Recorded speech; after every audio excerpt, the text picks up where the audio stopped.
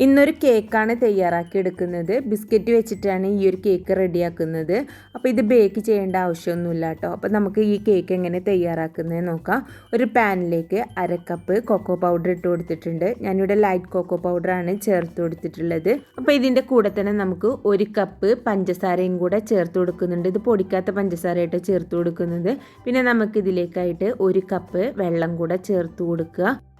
വെള്ളം കൂടെ ചേർത്ത് കൊടുത്തിട്ട് നമുക്കിത് നല്ലതുപോലെ ഒന്ന് മിക്സ് ചെയ്തെടുക്കാം കേട്ടോ. ആ കൊക്കോ പൗഡറും പഞ്ചസാരയൊക്കെ നന്നായിട്ടൊന്ന് യോജിപ്പിച്ച് കൊടുക്കുക. അപ്പോൾ ഒട്ടും കട്ടയില്ലാതെ നല്ലതുപോലെ ഒന്ന് മിക്സ് ചെയ്തെടുക്കുന്നുണ്ട്. അതിനുശേഷം നമുക്കിത് ഫ്ലെയിം ഓണാക്കി കൊടുക്കാം കേട്ടോ. എന്നിട്ട് ലോ ടു മീഡിയം ഫ്ലെയിമിൽ വെച്ചിട്ട് 6 മുതൽ 7 മിനിറ്റോളം നമുക്കിതിനെ ഒന്ന് ചൂടാക്കി എടുക്കണം. ചെറുതായിട്ടൊന്ന് കുറുകി വരണം കേട്ടോ. അപ്പോൾ ഒരു 6 മുതൽ 7 മിനിറ്റോളം ലോ ടു മീഡിയം ഫ്ലെയിമിൽ വെച്ചിട്ടാണ് ഇത് കുറുക്കിയെടുക്കേണ്ടത്.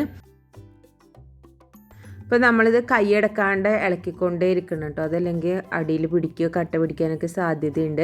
അപ്പോൾ ഇത് റെഡി ആയിട്ടുണ്ട് കേട്ടോ. അതിനുശേഷം ഫ്ലെയിം ഓഫാക്കി കൊടുത്ത ശേഷം ഇതിലേക്ക് 1 ടേബിൾ സ്പൂണ് ബട്ടർ ചേർത്ത് കൊടുത്തിട്ടുണ്ട്. ബട്ടർ നമുക്കൊരു 2-3 ടേബിൾ സ്പൂൺ വരെ ഇതിലേക്ക് ചേർത്ത് കൊടുക്കാം കേട്ടോ. ബട്ടർ എത്രത്തോളം ചേർത്ത് കൊടുക്കുന്നോ അതിനനുസരിച്ച് നല്ല ടേസ്റ്റ് ആയിരിക്കും കേട്ടോ. നമ്മൾ ചേർത്ത് കൊടുത്തിട്ടുള്ള ബട്ടർ ഇതിൻ്റെ ചൂടിൽ തന്നെ അത് നന്നായിട്ട് മെൽറ്റ് ആയിക്കോളും. അതിനുശേഷം ഇത് നല്ലതുപോലെ ഒന്ന് ചൂടാറാനായിട്ട് നമുക്കിതൊന്ന് മാറ്റി വെക്കാം കേട്ടോ. അപ്പോൾ ഏതാണ്ട് ഇത് നല്ലതുപോലെ ഒന്ന് തണുത്തിട്ടുണ്ട് കേട്ടോ. അപ്പോൾ തണുത്ത് കഴിഞ്ഞാൽ ഇതുപോലെ ഒന്ന് തിക്കായിട്ടുണ്ട്, കുറച്ചൊന്ന് തിക്കായിട്ട് വരും.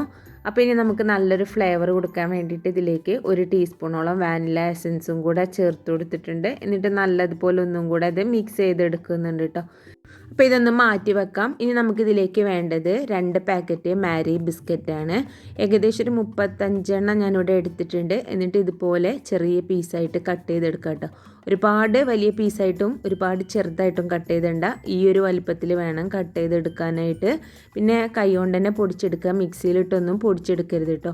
അപ്പോൾ നമുക്ക് മാരി ബിസ്ക്കറ്റിന് പകരമായിട്ട് നമുക്ക് ഡൈജസ്റ്റീവ് ബിസ്ക്കറ്റ് എടുക്കാം കേട്ടോ. അതാകുമ്പോൾ ഒന്നും കൂടെ നല്ലതായിരിക്കും.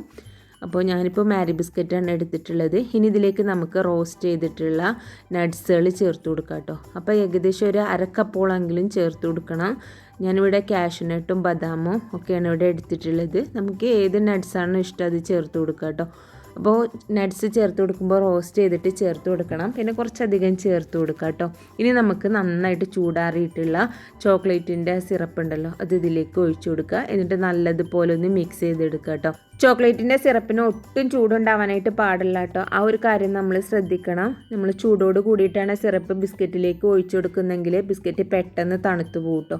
ഇപ്പം നമ്മൾ തയ്യാറാക്കിയിട്ടുള്ള ചോക്ലേറ്റിൻ്റെ സോസ് ഉണ്ടല്ലോ, അത് കുറേശ്ശെ ചേർത്ത് നന്നായിട്ട് മിക്സ് ചെയ്യുക. അതിനുശേഷം നമുക്കിതൊരു 8 മിനിറ്റോളം ഒന്ന് റെസ്റ്റ് ചെയ്യാനായിട്ട് മാറ്റി വെക്കാം കേട്ടോ. അപ്പോൾ ഒരു 8 മിനിറ്റോളം റെസ്റ്റ് ചെയ്യാൻ വെക്കുമ്പോൾ ആ ബിസ്ക്കറ്റിലേക്ക് ആ ചോക്ലേറ്റ് സിറപ്പൊക്കെ നന്നായിട്ട് പിടിക്കും. ഞാനിവിടെ ഒരു സ്പ്രിംഗ് ഫോം പാനാണ് ഇവിടെ എടുത്തിട്ടുള്ളത്. അതിൽ ബട്ടർ പേപ്പറൊക്കെ ഇട്ടിട്ട് റെഡിയാക്കി വെച്ചിട്ടുണ്ട്. ഇനി നമ്മളൊരു 8 മിനിറ്റിന് ശേഷമാണ് കേട്ടോ ഈ ബിസ്ക്കറ്റിൻ്റെയും ഈ ചോക്ലേറ്റിൻ്റെ മിക്സ് ഇതിലേക്കായിട്ട് ഒഴിച്ചു കൊടുക്കേണ്ടത്. എന്നിട്ട് നല്ലതുപോലെ ഒന്ന് പ്രസ് ചെയ്ത് കൊടുക്കുക കേട്ടോ. മുകൾ ഭാഗമൊക്കെ നല്ലതുപോലെ ഒന്ന് ലെവൽ ചെയ്ത് കൊടുക്കുക. സ്പ്രിംഗ് ഫോം പാൻ ആയതുകൊണ്ട് തന്നെ നമുക്കിത് ഈസി ആയിട്ട് ഇതിങ്ങനെ ഡിമോൾഡ് ചെയ്തെടുക്കാം. അപ്പോൾ മുകൾ ഭാഗമൊക്കെ നന്നായിട്ടൊന്ന് ലെവൽ ചെയ്ത് കൊടുക്കുന്നുണ്ട്. ഇനി നമുക്കിത് സെറ്റ് ചെയ്യാനായിട്ട് ഫ്രിഡ്ജിൻ്റെ താഴത്തെ തട്ടിൽ വെച്ച് കൊടുക്കണം. അപ്പോൾ ഇതൊന്ന് സെറ്റായി കിട്ടാൻ ഏതാണ്ട് ഒരു 1.5 മണിക്കൂറോളം സമയം എടുക്കും.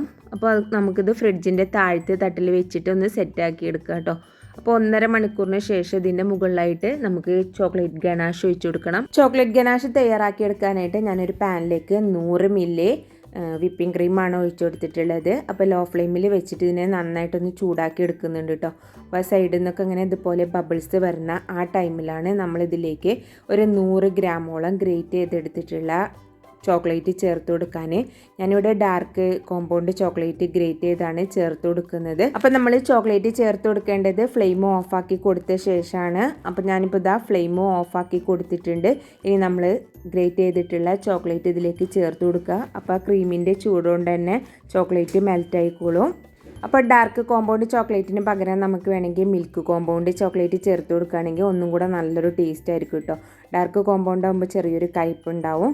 അപ്പോൾ ഇനി ഈ ചൂട് കിടന്നിട്ട് ഇത് നന്നായിട്ട് മെൽറ്റ് ആയിട്ടുണ്ട് കേട്ടോ. ഇനി ഇത് നല്ലതുപോലെ ഒന്ന് തണുത്ത ശേഷം നമുക്കിത് കേക്കിന് മുകളിലിട്ട് ഒഴിച്ചു കൊടുക്കാവൂ. അപ്പോൾ ഏതാണ്ട് ഒരു 1.5 മണിക്കൂറോളം ആയിട്ടുണ്ട്. കേക്ക് നല്ലതുപോലെ സെറ്റ് ആയിട്ടുണ്ട് കേട്ടോ. അപ്പോൾ ഇനി തണുത്ത ഗനാഷ് നമുക്കിതിൻ്റെ മുകളിലോട്ടായിട്ട് ഒഴിച്ചു കൊടുക്കാം. അപ്പോൾ ഗനാഷ് ഒഴിച്ചു കൊടുക്കുമ്പോൾ ചൂടോടെ ഒഴിച്ചു കൊടുക്കരുത്. അത്യാവശ്യം നല്ല രീതിയിൽ ചൂടൊക്കെ ഒന്ന് ആറിയ ശേഷം വേണം കേട്ടോ ഒഴിച്ചു കൊടുക്കാൻ.